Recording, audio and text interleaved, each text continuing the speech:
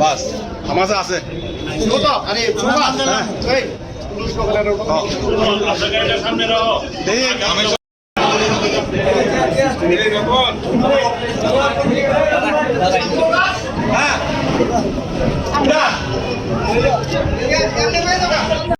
আমি একটা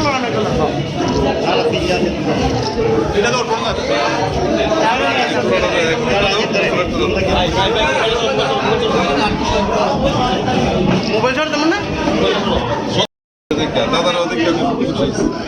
আমি আজকে করতে আনাইছি আশীর্বাদ করবেন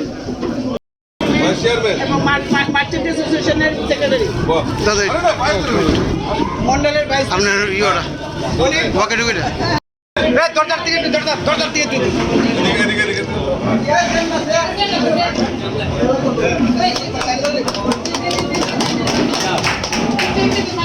আমার মালাও দিবা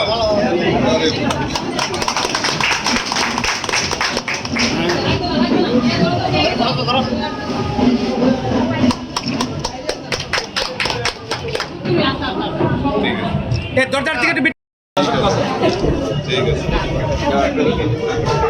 কথা হয়েছে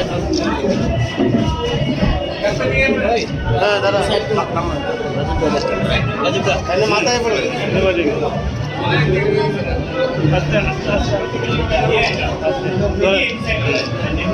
আমরা এক লগে কত যুদ্ধ করছি হ্যাঁ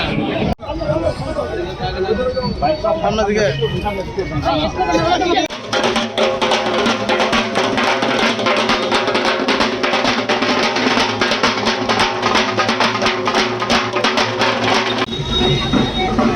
তুই মধ্যে সাবধানে থাকিস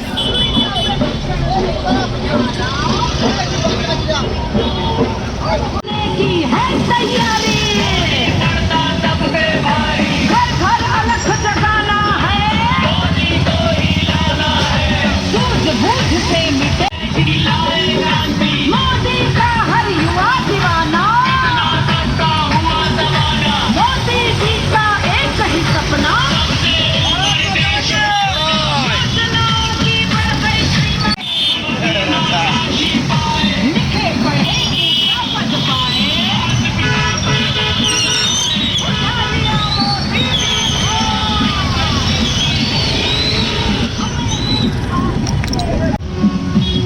বাইক চলে অনেকটা শেয়ার দেখছি যারা এই যে উঠছে না রে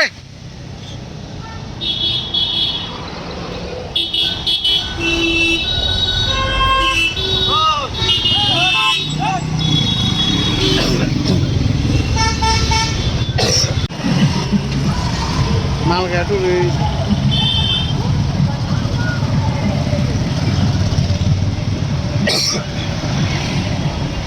দাঁড়া দাঁড়া দাঁড়া দাঁড়া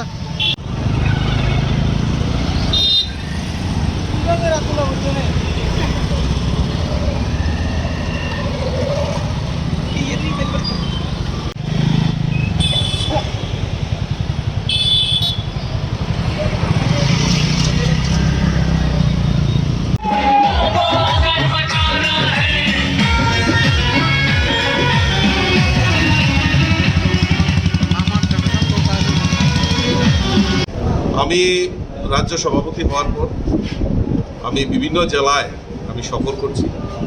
কার্যকর্তা সম্মেলন থেকে শুরু করে কার্যকর্তাদের সঙ্গে বৈঠক করা সমস্ত কিছু আমি রাজ্য সভাপতি হওয়ার সময় আমি সেটা চালু করেছি। গত পরশু থেকে আমার যাত্রা শুরু হয়েছে। আমি ঊনকোটি জেলায় গিয়েছি, গতকালকে আমি ধলাইতে ছিলাম আমার সাথে, আজকে গোয়াই জেলার আমার প্রবাস রয়েছে।